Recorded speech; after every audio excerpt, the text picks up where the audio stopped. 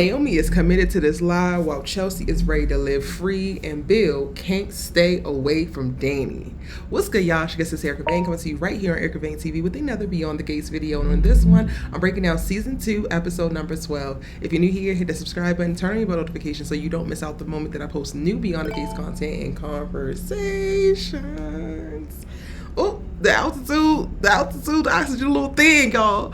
I'm adjusting, as you have seen in my last breakdown. I'm currently in Park City, Utah for the Sundance Film Festival. Excuse any construction that you hear outside of here. Excuse any audio issues you might be experiencing. Give me grace, y'all, because I'm trying to get this content out while also covering the festival. I'm about to run to the Welcome to the Fest press event, so I got to get this done, and your girl is trying to show up and show out with y'all. Let's have a conversation about this episode, because child, it was messy, but it was so good, as we knew it would be.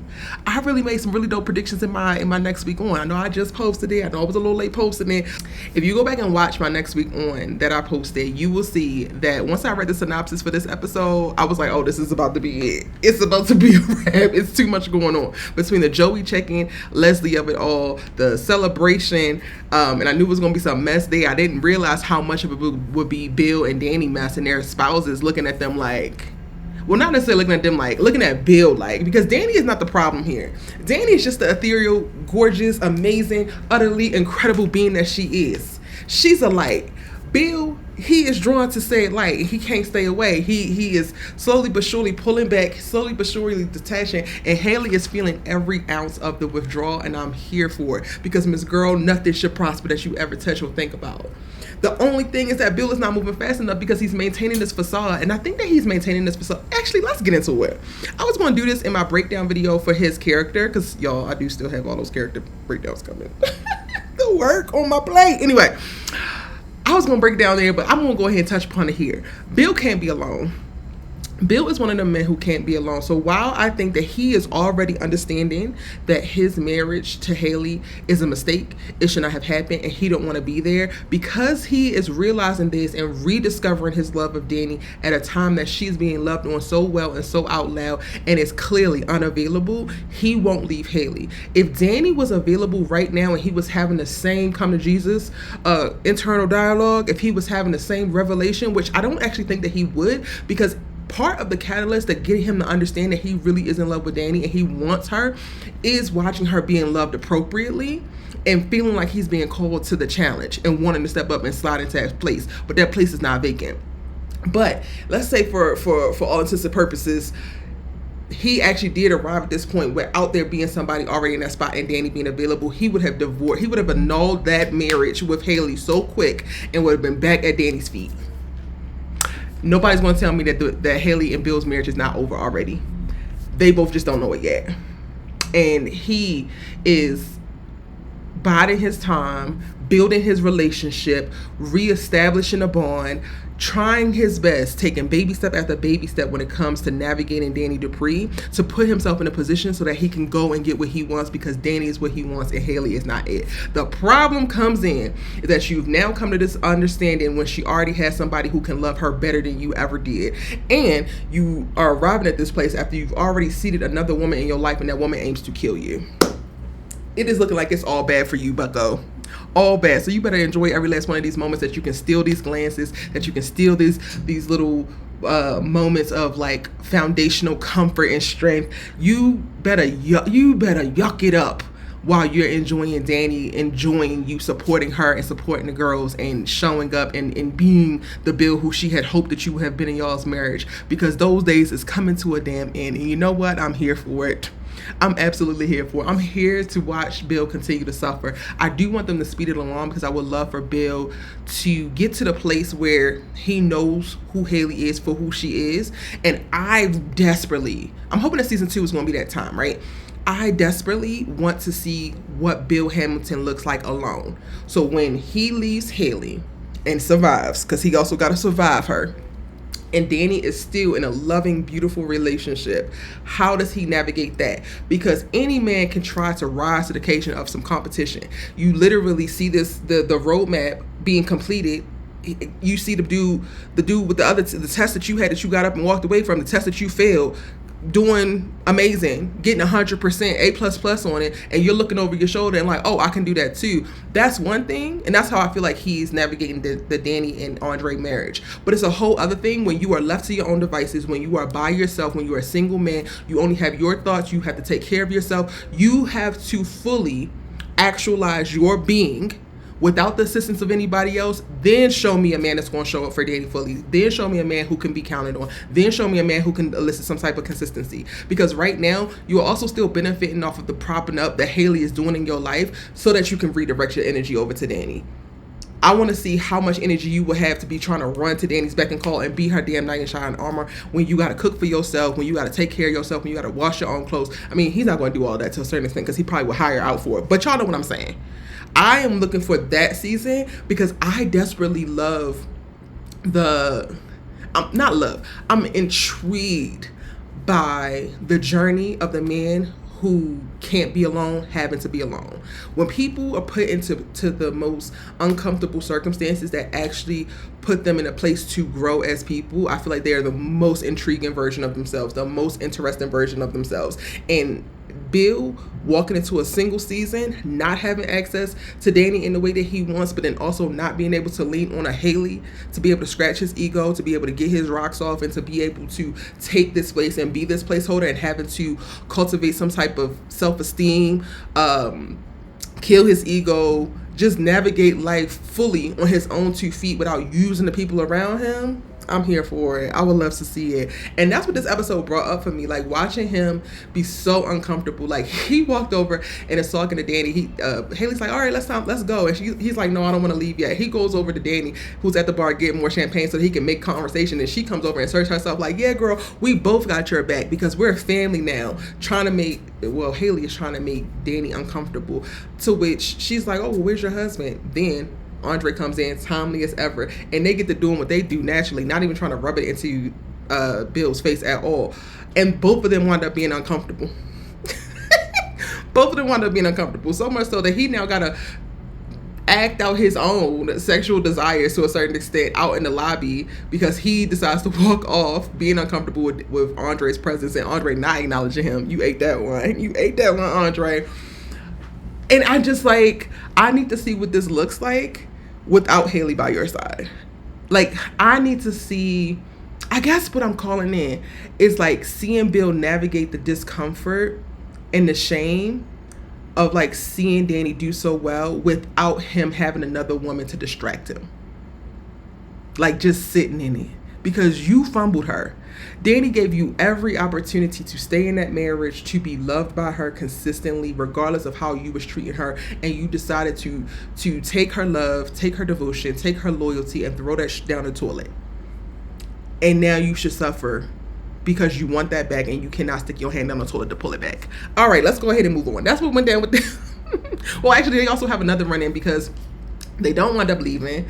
The moment that Andre runs out to go give Naomi her phone that she forgot because she's about to run out and go have sex with Jacob, as y'all should, more hunching and less talking between you two. Y'all are the two that intellectualize everything. Y'all are so present in your bodies and have so much of the language. And sometimes you just gotta act some of these things out. Naomi, you sitting up here lying about your damn having a BRCA gene variant because we noticed you got it, even though you saying that you don't. And you know what? Maybe you can't express it. Maybe you are frustrated. Maybe you are pissed. Go ahead and work that out on that man. Absolutely. Absolutely. But anyway, Andre goes to run the dang phone out. It's going to take a split second and here come Bill. Dani, you alone? Oh, let me go talk to you. Haley is about to speed up this Killer Bill mission so fast because you cannot stay away. And to add insult into injury, this episode was so good because the way they layered the characters, Leslie's old sulking behind decides to rub salt in the wound, clocking that Haley is so uncomfortable watching Dani and Bill navigate one another, but specifically calling out that Bill can't stay away from Dani and it will always be Dani. We don't like you, Leslie, but you're telling the truth. The layers. That also happens. I hate that I like Bill, y'all. I really hate that I like Bill. But I don't want Bill for Dani. But I love the anguish. I love it. I love the pining. I love it. I love all the attention that Dani gets. I absolutely loved it. Moving on. Let's go back to Naomi and Jacob. I talked a lot about her in the last episode, so I'm not going to do too much here. If you missed my breakdown for episode 11, go ahead and check it out. I do a ton of talking about Naomi and the weird position that she's in. I understand why she is not revealing this, but I need her to tell Jacob the truth. You don't have to do it right now. Y'all can go ahead and continue to scratch this itch. Now they have a spontaneous sex child, and Jacob's talking about, I can't even remember the last time we did this, because y'all don't do this, because y'all been having a rough couple months. And what's interesting to me, y'all, I wonder if she's going to get off birth control. I don't think that this is going to make her want kids, but the same way that we're watching Chelsea kind of like make random decisions and be reckless all behind this, I feel like the spontaneity with sex, she might be a little bit more lax with the birth control. She's going to be worried and she's in her head. I feel like the baby conversation is coming back up again in a very weird way, and I hate it. I hate it and I love it, because it's going to be really great storytelling, but Naomi was so insufferable during that season. That season of her life. I don't know. I do understand how she's uncomfortable, how she is choosing to navigate this. I just hate that she's lying. I hate that she's lying to everybody that she loves, but I get it. It sucks. Anyway, they're doing a great job with the Naomi character, but that's neither here nor there. Leslie gets her ass clocked in this episode, and no, he ain't hit her, but close enough. He mentally hits her ass. I think it was on that USB drive, because I also was like doing other things, so I wasn't fully paying attention. If they actually said it, let me know in the comment section down below. But I feel like they alluded to what was on that USB drive, and I think that he has evidence tied to her trying to kill Laura not once but twice, and that is what he's leveraging over her so that he can go ahead and name the free clinic after Doug, because he's not playing with her. And if she don't play ball, and if she don't get over the fact that this won't be named after her, then he gonna take that to Elon, and then she's gonna go to jail. And she wants to play tough, she wants to play cool, as if it's not gonna bother her, but she runs her ass down to the country club and gets to drinking because she's that stressed. Even though to Joey's face, she's like, that ain't nothing, I ain't worried about it. You're going to jail. You're going to jail. But also, Joey, you kind of want to implicate yourself, because if you're sitting on this evidence and you do wind up turning her in, you were kind of like holding evidence for too long, and that, like, couldn't they charge you for like impeding on an investigation or something like that? I don't know. Both of these villains need to go to jail, but if we get Leslie, I'll take that. It's interesting how hard Joey is going. I'm like, yo, he is really in love with Vanessa in the worst way, because he's pulling up all the stops. He's either really in love with Vanessa or really hates Leslie. And what's so intriguing to me now is that I think that Joey is more in love with Vanessa than Vanessa is in love with Joey. Nasty work. And also, Leslie, you getting a little too comfortable. You pop up at the casino, you drinking this man's alcohol when he's not in here. You are too comfortable. It is time for you to be checked. You've been running amok, having your way, gallivanting all up and through Fairmont Press. Now it's time for you to reel it in. Now it's time for you to tone it down. Haley does wind up refusing to like ally with her. She's like, we can go ahead and make Bill pay. But I do think that this is a warning for what is to come, because Haley's going to realize that all of the things that she's trying is not working. Bill is steadily locked in on Dani, and I do think that she's going to wind up partnering up with Leslie to get back at Bill. I wouldn't be surprised if we get a Haley leaves Bill because he can't stop worrying about Dani arc. And then during that time, she cultivates a friendship with Leslie. But that's going to be like her last resort. It's going to be when she feels like she cannot do anything else. He's not drinking the tea no more. He don't want her at the law firm, or maybe, I don't know, he wants to focus on having a baby or something, and keeps her out the office. Some other stuff is going to happen. They're going to become estranged, and then that's when she's going to partner with Leslie. Before I was like, oh, she will never do it, but now I'm like, no, Leslie will be her last ditch effort. And honestly, I don't want to see them two partner up. It's going to be hell to pay for everybody. Child. Y'all, actually, I almost forgot. Chelsea, what the hell do you mean?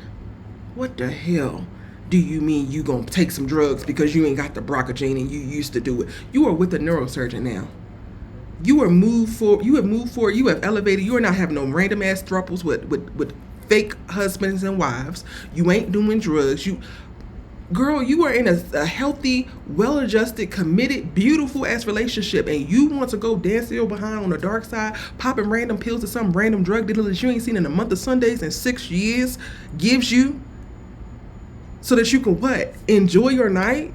You can't just enjoy your night with some champagne and your girl by your side. You can't just enjoy your night with the weight lifted off of your shoulders about testing negative for the Brocagene. You got to go ahead and add narcotics in the mix?